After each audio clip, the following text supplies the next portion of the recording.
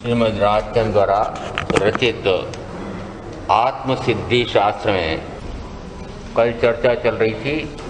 आत्मज्ञान समदर्शिता विचरे उदय प्रयोग अपूर्व वाणी परम श्रुत सद्गुरु लक्षण योग। आत्मा को आत्मा का ज्ञान हो जाए तब उसे आत्मज्ञानी कहते हैं। प्रारंभ में उसे चौथे गुणस्थान पर सम्यक ज्ञानी कहते हैं और ज्ञानी का गुणस्थान चौथे से लगाकर सारे ऊपर के हैं, वे सारे ज्ञानी की परिभाषा में आते हैं। परंतु यहाँ सर्वज्ञ सर्वदर्शी जिनका ज्ञान निरावरण ज्ञान के रूप में है, अप्रतिहत ज्ञान हो गया है, जिनको अब और कुछ भी जानना शेष नहीं है, वे सर्व आत्मा को पूर्णता से जानते देखते हैं। ऐसे सर्वज्ञ सर्वदर्शी ये परम सद्गुरु कहलाते हैं। और इसी अपेक्षा से इसमें इनकी वाणी अपूर्वता से भरी हुई है। वह ऐसी अपूर्व वाणी उसी के कारण से यदि मैं उसको सुनकर समझ करके अपने स्वयं का आत्मानुभव करूं, जैसी आत्मा की ख्याति है वैसी आत्मा की ख्याति अंदर में अनुभव में आ जाए, प्रकट हो जाए, तो कहा जाता है आत्मज्ञान हुआ है। और जो आत्मज्ञान है वह बाह्य से आप कैसे भी कहें, वह अविनिबोधिक ज्ञान है या मति ज्ञान है या सुमति है, वस्तुतः वह पूर्णता को जब प्राप्त होता है तो वे जो कथन करते हैं वह पूर्ण होता है, उसमें लेश मात्र भी संशय नहीं रहता है, विभ्रम विमोह नहीं रहता है। और सुनने पर मेरा भी इसी प्रकार से भ्रम कहो, विभ्रम कहो, विमोह कहो, शंका कहो, यह सारी जब मिट जाती हैं तो समझो कि वह श्रुत कैसा है, कि वह श्रुत परम श्रुत है। और वे कैसे हैं कि वे ऐसी वाणी को समझाने वाले, बताने वाले, उसकी प्ररूपणा निरूपण करने वाले समदर्शी होते हैं।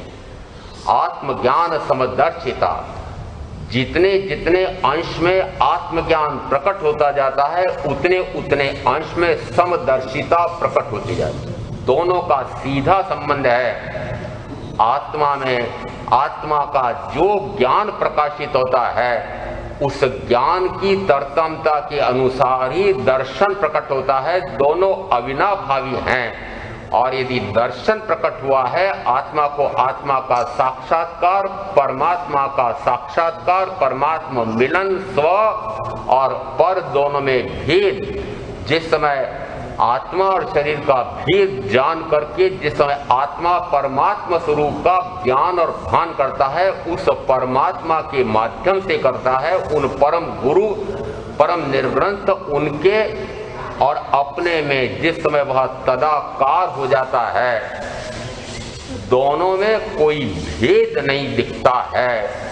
जिस समय भक्त और भगवान का मिलन होता है, कहा जाता है या तो भक्त ही बच जाता है या मात्र भगवान ही बच जाते हैं। ऐसी भक्ति जिस समय होती है तब समझ लो कि वह परम शुद्ध मेरे अनुभव में ऐसा आ गया है कि मात्र मैं ऐसा हूं जैसे ये परमात्मा है, जैसे परमात्मा है वैसा मैं हूं। उस समय वह अपूर्व आनंद का आस्वाद लेता है और उसी में निरंतर रमणता करता है। उस समय कहा जाता है वह भी समदर्शी है।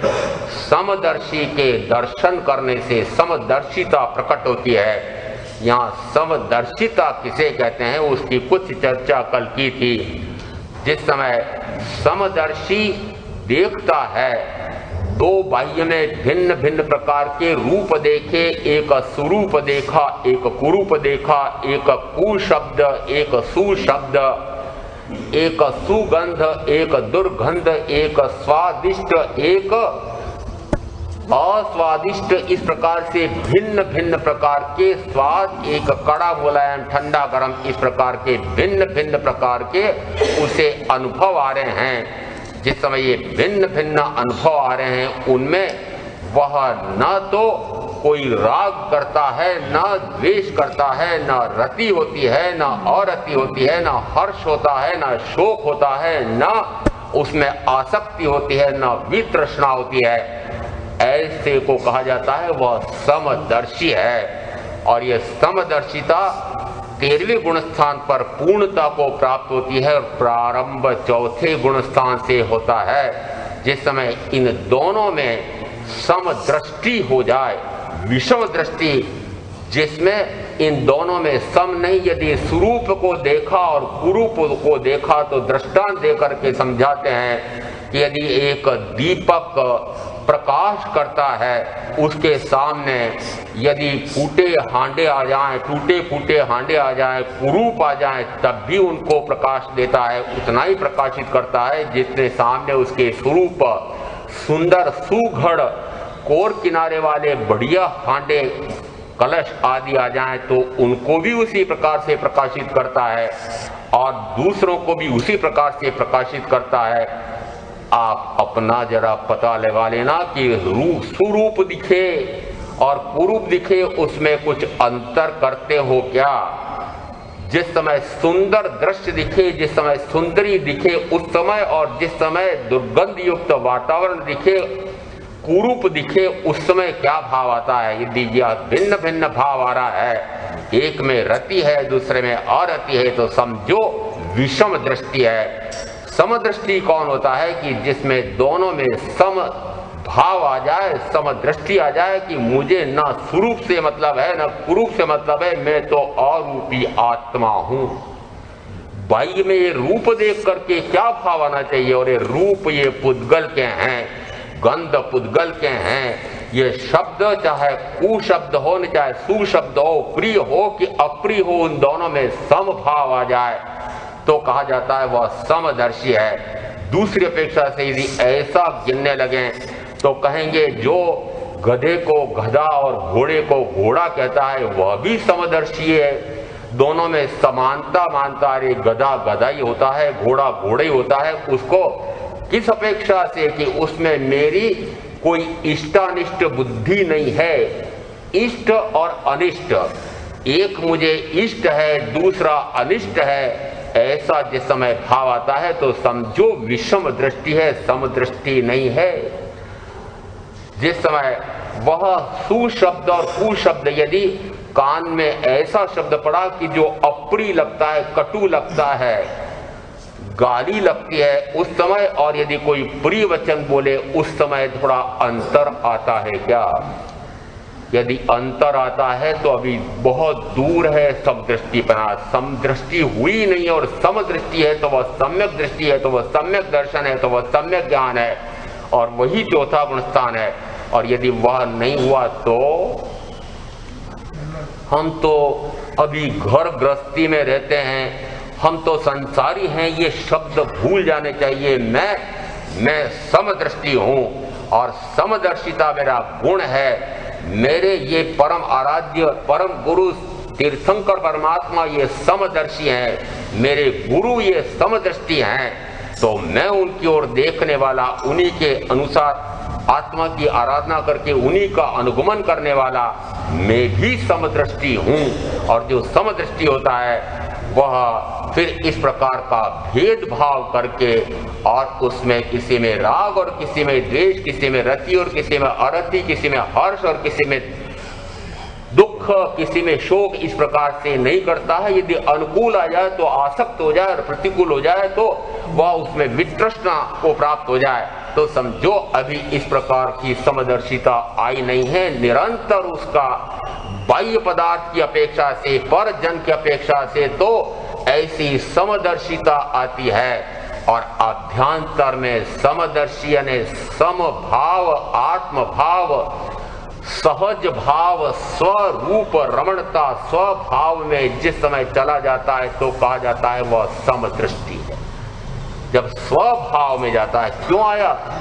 आत्मज्ञान समदर्शिता विचरे उदय प्रयोग, यानी जिस समय कर्म का उदय आता है तो वह कर्म के उदय के अधीन नहीं होता है, निमित्त के अधीन नहीं होता है। कर्म चूंकि पूर्व में मैंने उपार्जित किया है, चाहे वह अनुकूल फल दे रहा है चाहे प्रतिकूल फल दे रहा है, परंतु मैं उस अनुकूल और प्रतिकूल दोनों में सम होता हूँ। कैसे सम होता हूँ कि मैं दोनों में आत्मा में लीन हो जाता हूँ। वह कर्म जिस समय आपके कोई अनुकूल आता हो और आपको साता पहुंचाने वाला कोई व्यक्ति या मनोनुकूल वस्तु प्राप्त होती है, स्थितियां आपके इष्टकारी हो जाती है और परिस्थितियां सारी जैसी आप चाहते हैं वैसी हो जाएं, उस समय क्या करते हैं तो कि राग या रति या हर्ष या आसक्ति करते हैं, तो समदृष्टिपना नहीं है। यदि इससे विपरीत आती है तो कर्म का फल होते हुए भी ये समझ में नहीं आता है कि मेरी द्वारा उपार्जित कर्म का फल आया है। यदि वह मैंने विपरीत बांधा है तो नाम गोत्र आयुष भी विपरीत हो सकते हैं और मुख्यतः अनुभव में जो आता है वह होता है वेदनी कर्म। और यह वेदनी कर्म जिस समय विपरीत प्रतिकूल आता है, विघ्न आती है, बाधा आती है, जिस समय रोग आता है, शोक आता है, दुख आता है, दारिद्र्य आता है, तो दौड़े दौड़े आप भक्त भगवान के पास पहुंचते हैं। भगवान ऐसा दुख दारिद्र्य आ गया है, ऐसा छापा पड़ गया है, ऐसी प्रतिकूलता आ गई है, कुछ उपाय बताओ। ये उपाय बता रहे, उपाय ये बताऊं कि ये तुम्हारे उपार्जित किए हुए कर्म का फल है और जो बांधा है वह तो उदय में आएगा। यदि अनुकूल आए तो उसमें प्रसन्न मत हो, प्रतिकूल आए तो उसमें रोज झीको मत। उपाय तो वस्तुतः परमार्थ में, सत्यार्थ में तो उपाय यह है, परंतु आपको यह उपाय थोड़ी जानना है। आपको तो उपाय ये जानना है कि बस आपकी कृपा हो जाए, कोई तंत्र हो जाए, कोई मंत्र हो जाए, कोई यंत्र हो जाए, आपका आशीर्वाद हो जाए, आपकी कृपा बरस जाए। अरे कौन सी कृपा बरस जाए? कहते हैं ये कृपा हो जाए, या आपके ये पंच परमेष्टि में से पांचवें पदधारी या तीसरे पदधारी या चौथे पदधारी इस प्रकार का उपाय बता सकते हैं कि आपका इस प्रकार का रोग या शोक या दुख या दारिद्र्य मिट जाए। मिटाना चाहते हो, अरे मिटाओगे तो पुनः वह आएगा ही आएगा। यदि आगे पीछे कर दोगे प्रथमतः तो वह मिटता नहीं है, आगे पीछे होता नहीं है। कोई देव या देवेंद्र भी आकर के उसमें परिवर्तन करने में सक्षम नहीं है, यहाँ तक कि साक्षात तीर्थंकर उसको परिवर्तित करने में सक्षम नहीं है। जिस समय वे होने वाले तीर्थंकर, उनकी भी इसी प्रकार की प्रतिकूलताएं असाता वेदनी तीव्र से तीव्रतम फल देने आई है, परंतु उन्होंने भी देव या देवेंद्र का सहारा नहीं लिया था।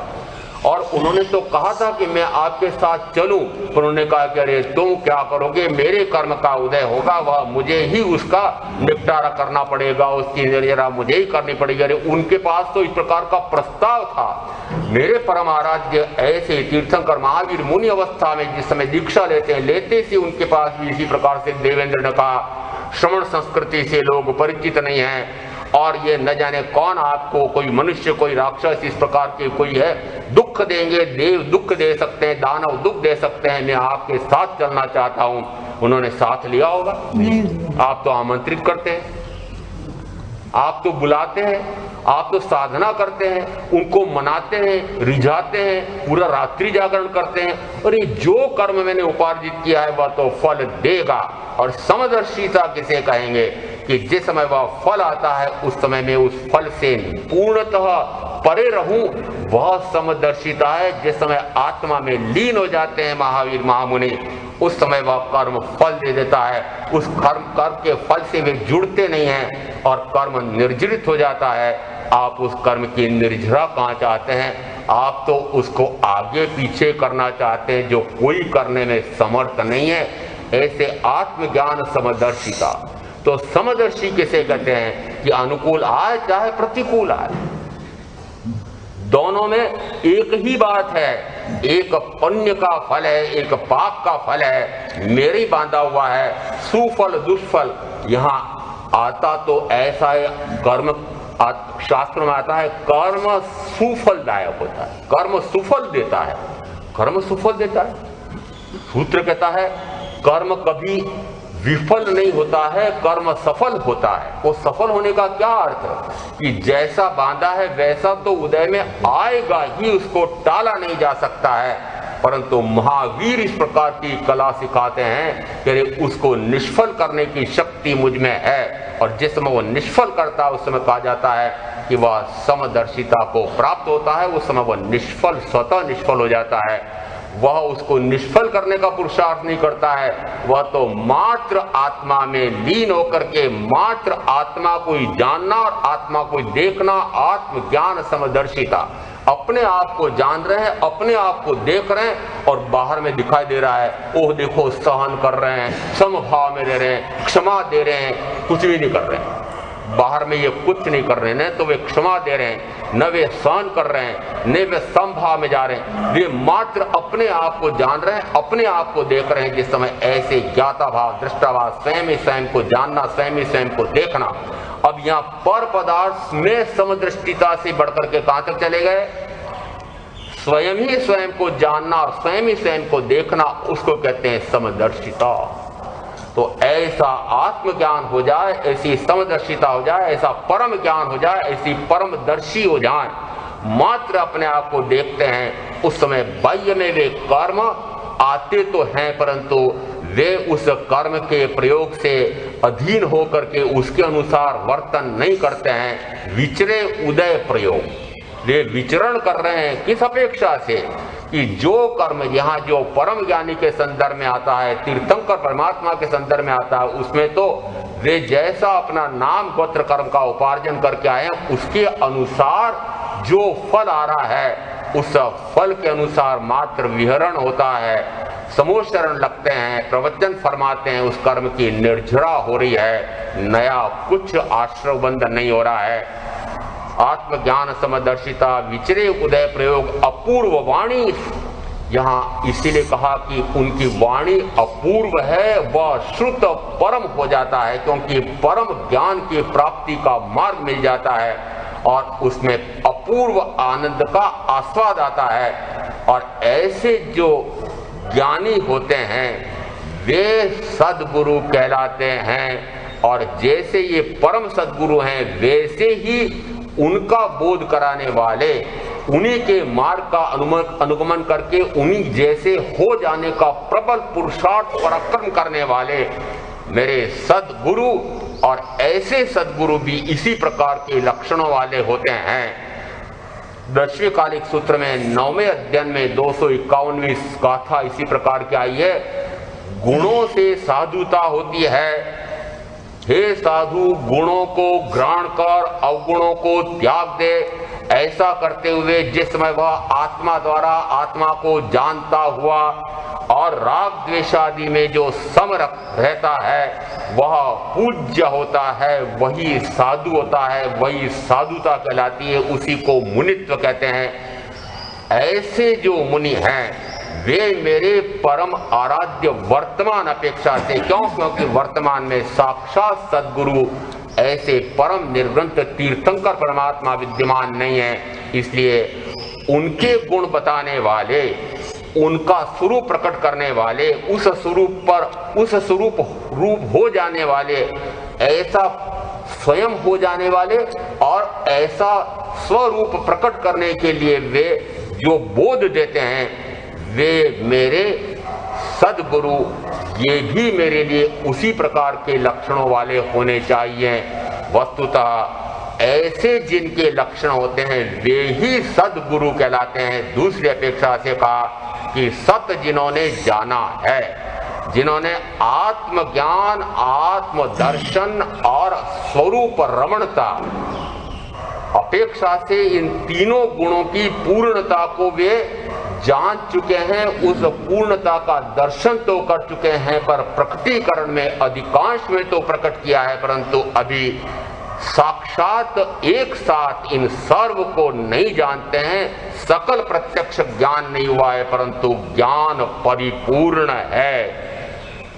सर्वज्ञ जिस प्रकार का ज्ञान रखते हैं उस प्रकार का ज्ञान ऐसे सद्गुरु को भी होता है, परंतु सकल प्रत्यक्ष नहीं है। मति ज्ञान की निर्मलता निरंतर बढ़ती चली जाती है। यहाँ आया है जो देखो 10वें कालिक पढ़ते हैं उस समय कहते हैं 10वें कालिक रख रहे हैं। मुझे किसी ने पूछा, हमने ऐसा सुना है कि 5वें आर्य में अंत तक ये 10वें कालिक सूत्र के मात्र 4 अध्ययन बच जाएंगे, शेष सारे आगम लुप्त हो जाएंगे और 4 अध्ययनों में से 3 अध्ययन ऐसे हैं कि गोचरी कैसे ली जाए। भ्रमण की गाय की उपमा देकर के गोचरी लेना चाहिए। मैं तो गधाचरी करता हूं, गोचरी का करता हूं। गधाचरी समझते हैं? 52 अनाचीर्ण, और 52 अनाचीर्ण में तो मुझे लगता है यदि 52 के 52 अनाचीर्ण का पालन करते हुए यदि मैं गोचरी लाऊं तो मैं दूसरों की नहीं कहता, मैं स्वयं की कहता हूं। इसलिए यदि मैं ऐसा निश्चय कर लूं कि 10वें कालिक सूत्र में जैसा जैसा फरमाया गया है वैसा वैसा मैं 52 अनाचार अनाचीर्ण का पालन करते हुए गोचरी लाऊंगा, तो फिर मुझे संलेखना पूर्वक संथारा करके समाधि ले लेना चाहिए। 3 अध्ययन तो इन बातों के हैं। और चौथा अध्ययन जीवाधिकार, उसमें षट जीव निकाय यानी 6 काय के जीवों के भेद प्रभेद आए हुए हैं। ये 4 अध्ययन मात्र उस समय बचेंगे और इन 4 अध्ययनों पर से एक भव करके मोक्ष चले जाएं, इस प्रकार का यह 10वें कालिक सूत्र है। परंतु 3 अध्ययन मैंने तो प्रथम 3 अध्ययन तो ताक पर रख दिए हैं। मुहावरा समझते हैं ना? आपने रखवा दिए हैं कि मैंने रख दिए हैं, अब आप जानो मैं मेरी जानू। परंतु 3 अध्ययन तो ताक पर रख दिया रे। उसमें बहुत सारे जो मूलभूत सिद्धांत हैं उनको हमने समझाने इसमें आया है कि गुणों से साधुता है। साधु को चमत्कार से नापते हैं, साधु को लब्धि से नापते हैं, बाह्य में उपलब्धि से नापते हैं, बाहर में चमत्कार कैसे हैं, उनके सेवा में देव देवी रहते हैं कि नहीं रहते हैं।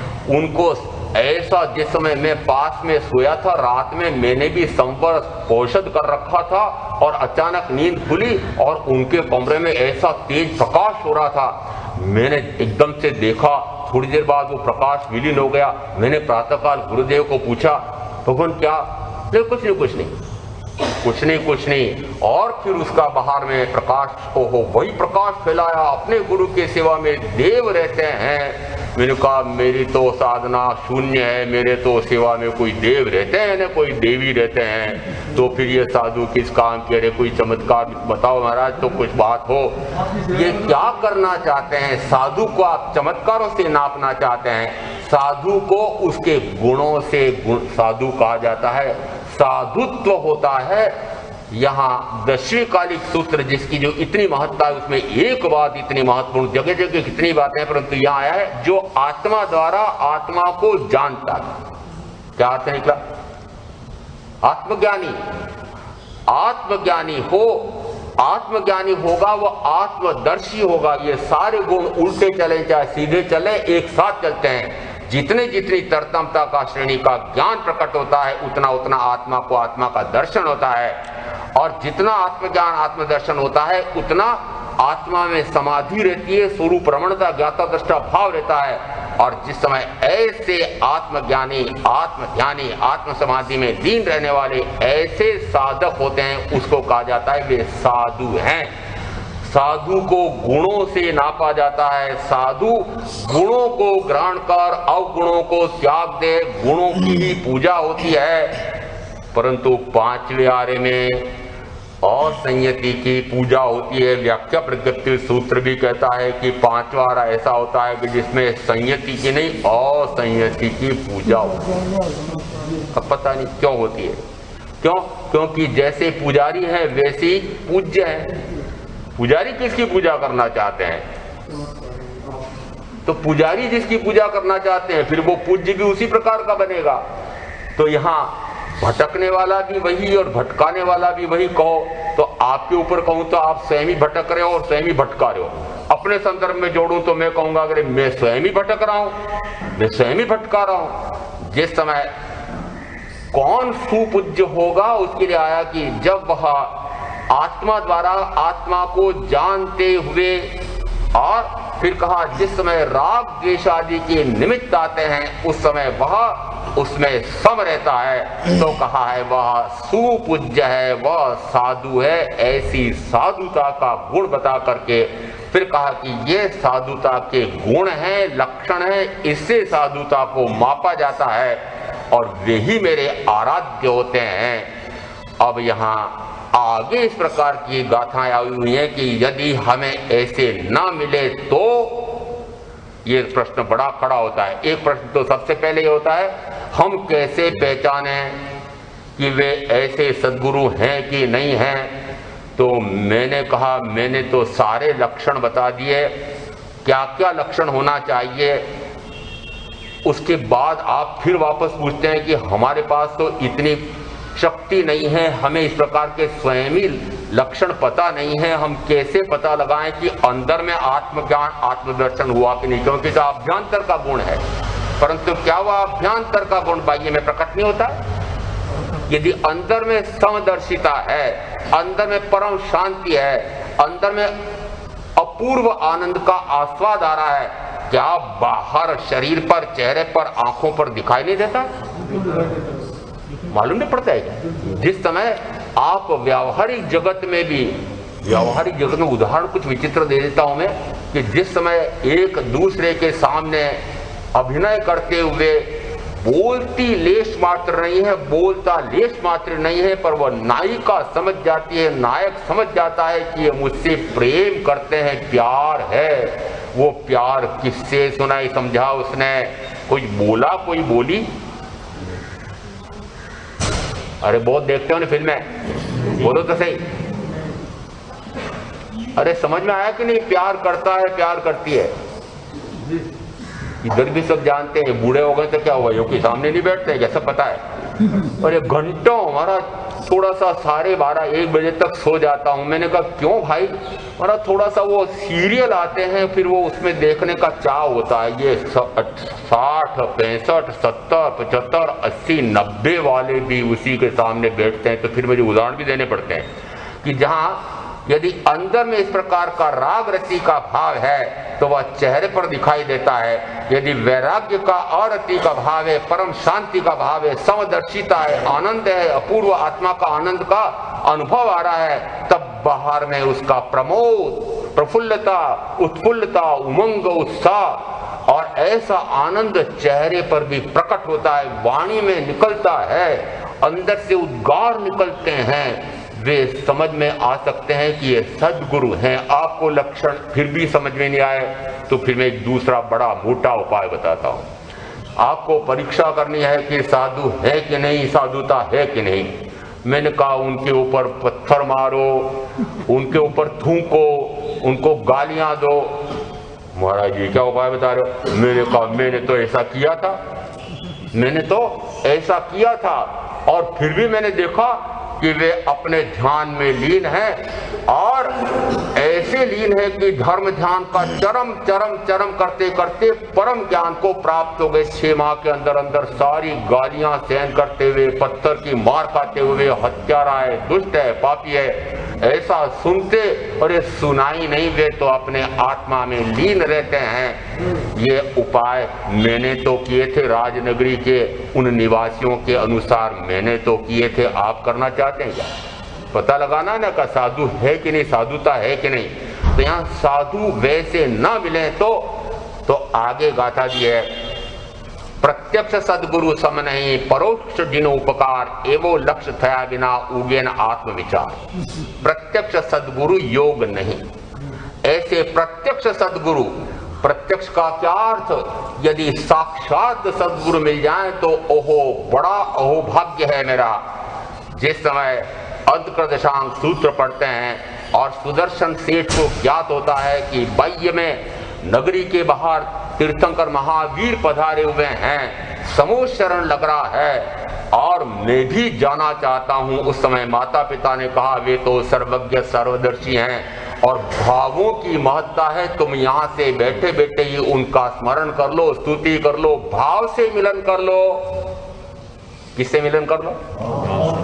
वे तो भाव को ग्रहण करने वाले हैं। उनको साक्षात देख करके शरीर ही दिखेगा, वेश ही दिखेगा, समोचन के 8 माह प्रातिहारी दिखेंगे। वहां जाकर क्या करोगे? अरे वहां जाओगे तो तुम्हारे पर ऐसा उपसर्ग आ सकता है, मारे जाओगे, अर्जुन वाली का प्रकोप चल रहा है। परंतु क्या कहा, ओहो जिनकी वाणी नाम मात्र से कल्याण हो जाता है, तो साक्षात उनके दर्शन करने से, साक्षात उनकी वाणी श्रवण करने से उसमें तो परम आनंद का अवसर मिलता है। मैं ऐसा आनंद नहीं छोड़ना चाहता। तो प्रत्यक्ष सद्गुरु की महत्ता वहां पर प्रकट हो रही है कि प्रत्यक्ष में दर्शन करना चाहता हूं। और जिस समय प्रत्यक्ष सद्गुरु नहीं है, चाहे वर्तमान अपेक्षा से 5 बार आए भरत क्षेत्र का, इसलिए साक्षात तीर्थंकर परमात्मा नहीं है, आप मिलन कर सकते हैं। पद्मावती देवी को तो मना ही ले सकते हैं ना। अरे कोई यक्षिणी को तो पकड़ लेंगे, पंचांगुल देवी को तो ले सकते हैं सहायता के लिए, और कोई देव आपको ऐसा पक्का कर लो, साधना करो, कोई मंत्र जाप करो, कोई 1.25 लाख का 1.25 करोड़ का जाप करके उन देवी या देवता या यक्ष या यक्षिणी जो इस प्रकार के विराजमान परमात्मा की सेवा में रहते हैं वर्तमान में महाविद्य क्षेत्र में, उनको रिझा लो ना। करते हैं, इसीलिए तो पूछ रहा हूं, कर लो। वे देव या देवी, यक्ष या यक्षिणी मुझे मिलाएंगे। मुझ में ऐसी सामर्थ्य है कि मैं भी एक शुद्ध आत्मा और वे भी शुद्ध आत्मा। शरीर बाधा नहीं है, शरीर बाधा नहीं है।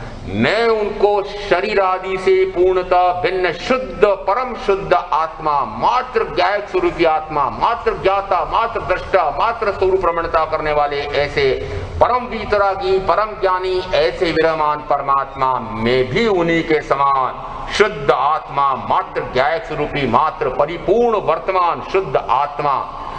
साथ में मेरे जो हैं उनसे पूर्णतः परे मैं अपने आप को भिन्न मानता हूं, भिन्न देखता हूं, भिन्न अनुभव करता हूं। वह आत्म ख्याति, आत्म ज्योति प्रकट हुई है। यदि ऐसी आत्म ज्योति अंदर में प्रकट हुई है तो फिर मैं शरीर आदि से पूर्णतः भिन्न, तो फिर मैं शरीर आदि के कारण से होने वाले राग आदि भाव कर्म से पूर्णतः भिन्न, राग आदि भाव कर्म के कारण होने वाले ज्ञानावरण आदि द्रव्य कर्म से पूर्णतः भिन्न, इन तीनों संयोगों से पूर्णतः भिन्न में एक अयोगी आत्मा, और वे विराजमान परमात्मा भी अयोगी आत्मा, मन वचन काया होते हुए भी मनातीत वचनातीत कायातीत, ऐसे जो मेरे विराजमान परमात्मा अरिहंत परमात्मा हैं। दो क्यों बोले?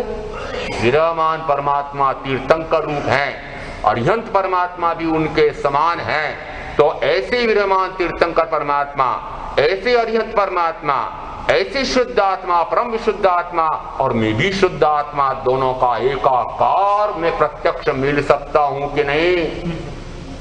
आप पद्मावती देवी को मनाओ, धरणेन्द्र देवता को मनाओ, और वे आपको पार्श्वनाथ परमात्मा जो अब क्या हो गए,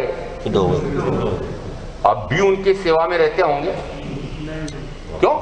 फिर पद्मावती देवी किसकी सेवा में रहती है? फिर धरणेन्द्र देवता किसकी सेवा में रहते हैं? पार्श्वनाथ की सेवा में तो रहते हैं। किसकी सेवा में रहते हैं वो? अरे ये तो सुन रखा है पक्का।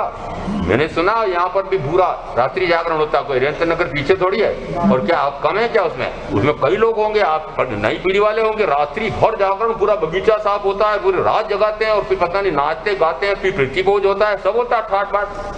जिस समय ऐसा पद्मावती देवी का रात्रि जागरण होता है तो फिर वो पद्मावती देवी तुरंत जाती है सिद्ध लोक में, और वहां पर जाकर के उन पार्श्वनाथ परमात्मा जो अब सिद्ध हो गए हैं उनको कहते हैं आप कृपा कराओ, मेरे सारे भक्त आपकी अभ्यर्थना कर रहे हैं, स्तुति कर रहे हैं, फिर आपको वे प्रसन्न करेंगे, आशीर्वाद देंगे। कौन? क्या मान रखा है, कितने घोर मिथ्यात्व में पड़े हुए हैं। प्रत्यक्ष में क्यों नहीं मिल सकता हूं? आत्मा का आत्मा से मिलन है।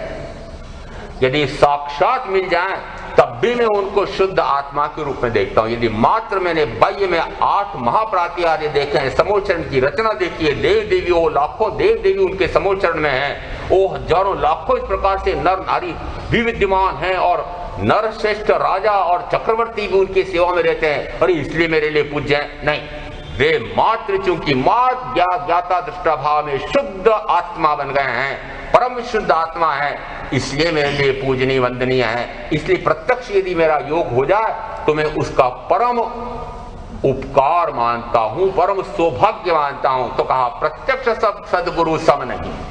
यदि प्रत्यक्ष ऐसे मिल जाए तो परम सौभाग्य की बात है, उसकी तो कोई तुलना ही नहीं। प्रत्यक्ष सदगुरु सम नहीं, परंतु अब दुर्भाग्य यह कि 5 प्यारे में मुझे इस प्रकार से प्रत्यक्ष परम सदगुरु विद्यमान नहीं है। या फिर आप जैसा कहते हैं कि सदगुरु भी, प्रत्यक्ष सदगुरु भी इस प्रकार के जो लक्षण जो आगम में आए हैं, शास्त्रों में आए हैं, उस प्रकार से नहीं मिलते हैं। तो कहा परोक्ष जिन उपकार, परोक्ष जिन उपकार। फिर क्या करें? परोक्ष में चले जाएं। परोक्ष में कैसे जाएं? तो एक उपाय अभी बताया कि यदि प्रत्यक्ष नहीं है तो परोक्ष में उनसे मैं भावों ही भावों से मिलता हूं। परंतु आपकी समस्या फिर दूसरी है, यदि उन परमात्मा से साक्षात्कार करना है। साक्षात्कार समझते ना, नए बच्चे समझते साक्षात्कार किसको कहते हैं? क्यों? क्योंकि जैसे इनको यदि कोई बड़ी पदवी प्राप्त हो गई है, उपाधि मिल गई है शैक्षणिक क्षेत्र में, तो फिर इनको भी साक्षात्कार करना पड़ता है। और जब साक्षात्कार करते हैं तो फिर वो साक्षात्कार के लिए जो बैठते हैं, जिनसे मिलना होता है, उनकी भाषा में उन्हें बोलना पड़ता है, क्योंकि पैकेज उन्हीं का तो चाहिए। यदि आपको साक्षात्कार करना है उन परमात्मा से, तो परमात्मा से मिलने के लिए आपको अर्धमागधी जाननी पड़ेगी, प्राकृत जाननी पड़ेगी।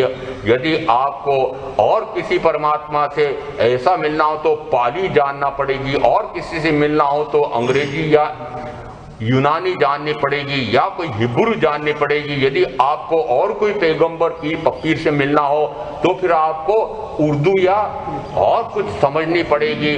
परमात्मा से मिलना हो तो भाषा सीखनी पड़ेगी। परमात्मा की भाषा होती है, परमात्मा से किसी शब्द से बात होती है। वो परमात्मा शब्दातीत है। चाहे वे परमात्मा अर्यंत विरामान परमात्मा हो, चाहे वे परमात्मा सिद्ध परमात्मा हो, वे तो भाषा से परे हो गए हैं। वे मात्र अर्यंत विरामान परमात्मा भी हों तो वे तो मात्र भाव फरमाते हैं। और उसी प्रकार से वे सिद्ध परमात्मा तो शब्दातीत हो गए, शरीर ही नहीं है।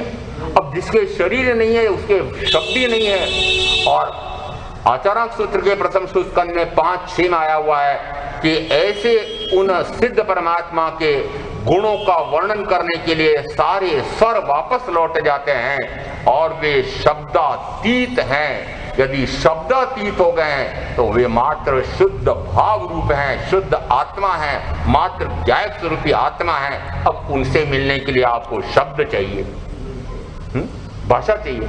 किसमें मिलेंगे? वो किससे बात करेंगे? अर्धमागधी प्राकृत सीख करके जाएंगे तो ठीक है। क्या भ्रांतियां पाल रखी है। यदि मैं भक्तामर को जैसा मान तुंगाचार्य ने संस्कृत में श्लोक रचा है वैसा बोलूं तो उसी में वे ऋषभदेव परमात्मा समझेंगे, मैं उसी में बोलूं तो समझेंगे। यही तो समझ रखा, यही समझ रखा है। यदि मैं वो पुच्छी सुनम क्या है?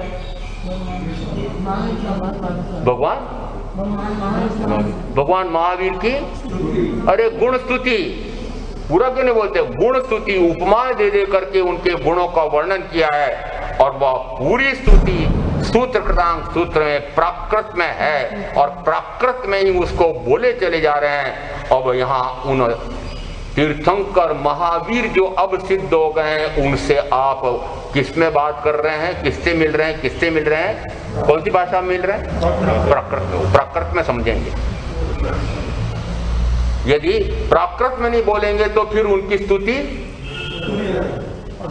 स्तुति नहीं रहेगी। इसलिए प्राकृत में बोले, चाहे उस प्राकृत का अर्थ आता नहीं हो, चाहे आपको भावार्थ आता नहीं हो, चाहे भाव में उनसे मिलन हो रहा नहीं है, भाव इधर उधर भटक रहा है, मन इधर उधर दौड़े चला जा रहा है, क्योंकि आपको प्राकृत का अर्थ आता नहीं है। आपको उन अरिहंत तीर्थंकर परमात्मा जो अब सिद्ध हो गए उनके गुणों का स्मरण है नहीं, उनकी उपायों का समझते भी नहीं है, वो उपाय क्या है ये भी समझते नहीं है।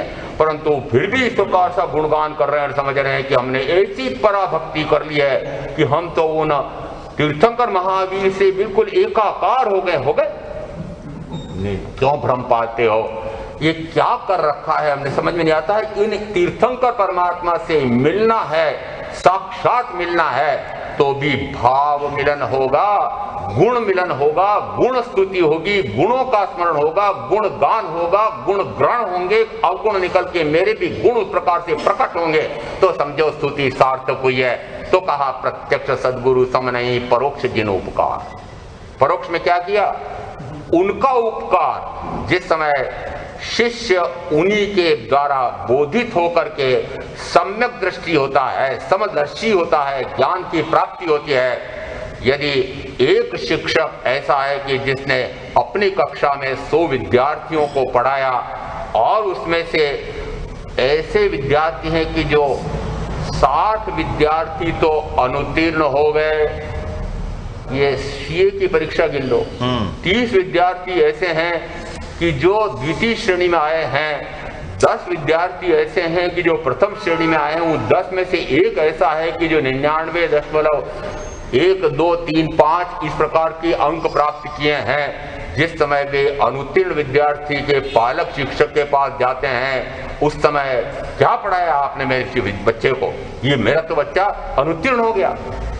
जैसे उस समय वे ऐसे प्रथम श्रेणी में से प्रथम आने वाले को दिखाते हैं, देखो उससे क्या मतलब, वो अपनी बुद्धि से बना होगा, परंतु मेरे बच्चे को तो आपने कुछ पढ़ाया नहीं, खाक पढ़ाया आपने, इतने बच्चे अनुत्तीर्ण हो गए। कितने बच्चे अनुत्तीर्ण हो गए? 60%। मैंने देखा 90% ने 95%, 99% बच्चे अनुत्तीर्ण हो गए। कहा? महावीर के समूह चरण में। किसमें? महावीर के समूह। इतने कहां चले गए? वापस में छात्र में चले गए। मैं भी था उसमें 99% में, वापस लौट गया। मुझे आपकी बात समझ में नहीं आई है। जिस समय वे 10 बच्चे प्रथम श्रेणी में आए हैं, मैं कहूं कि देखो इन्होंने प्रथम श्रेणी प्राप्त किए, उन्होंने कहा देखो ये इन शिक्षक ने वास्तव में कुछ खाक पढ़ाया, कुछ नहीं पढ़ाया, मैं तो अपनी बुद्धि से ही प्रथम श्रेणी प्राप्त की है। जैसी वह यह समझे कि मैंने अपनी बुद्धि से किया, इन्होंने पढ़ाया, उसमें तो इतना अनुत्तीर्ण होते हैं।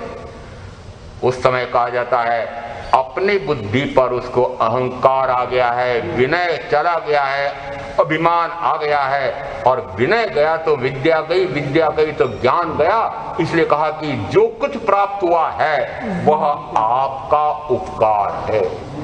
जिस समय आप कैसे हैं कि आप इस प्रकार की, जो मैं आपकी स्तुति कर रहा हूं, ये 24 का नाम लिया, आप उद्योत करने वाले हैं। कहां उद्योत करने वाले हैं? कि लोक में उद्योत करने वाले। किसमें? किसका उद्योत? ज्ञान का उद्योत। उस ज्ञान का उद्योत लोक में करते हैं कि अपने में करते हैं? पहले स्वयं में करते हैं। और स्वयं में यदि ज्ञान प्रकाशित हो जाए और उसकी बाहर किरणें फूटे, तो आपको किरणें फूट करके जो लोक प्रकाशित हो रहा है वो दिखाई दे रहा है, और वो जो आत्मा स्वयं प्रकाशित हो रहा है वो दिखाई दे रहा है। अरे मुख्य तो वह है, उन्हें लोक को प्रकाशित करके क्या करना है? वह लोक तो उनके ज्ञान में प्रतिबिंबित होता है स्वतः, वस्तुतः तो वह आत्मा को प्रकाशित करते हैं। स्वयं ही स्वयं को ज्ञान से प्रकाशित जब कर लेते हैं, ऐसे मेरे ये शत्रुओं का दमन करने वाले कर्म रूपी शत्रु, ऐसे अरिहंत जिन्होंने जीत लिया है, अपने राग द्वेषादि ग्रंथियों को तोड़ दिया है, ऐसे जिन, या जिन्होंने केवल ज्ञान प्रकट कर लिया है, निरावरण ज्ञान हो गया है, ऐसे अरिहंत जिन केवली, और वे ही ऐसे ऋषभदेव परमात्मा से लगाकर एक एक की स्तुति करते हुए, वंदन करते हुए, जिस समय में तीर्थंकर महावीर तक 24 तीर्थंकर परमात्मा को वंदन करता हूं, उनकी अभ्यर्थना स्तुति करता हूं, और क्या कहता हूं कि वो आप कर्म रस से पूर्णतः परे हो गए हैं। आपने ऐसा अर्थ पुरुषार्थ जगाया कि उसके कारण से आपके ये जन्म और मरण ये प्रहीण हो गए हैं, नष्ट हो गए हैं, समाप्त हो गए हैं। और इसलिए मैं आपकी कीर्ति करता हूं, आपका यशोगान करता हूं, आपके गुणगान करता हूं, गुण स्मरण करता हूं, गुण स्तुति करता हूं, गुण ग्रहण करता हूं, और ऐसी कीर्ति करते हुए मैं आपकी महिमा गान करता हूं। ऐसा कित्तीय वंदीय मैया, इन्हें आपको वंदन करते हुए आपकी महिमा का गान करता हूं। अब आपसे क्या चाहता हूं कि आप जैसे आरोग्य को प्राप्त हैं। आरोग्य कौन सा?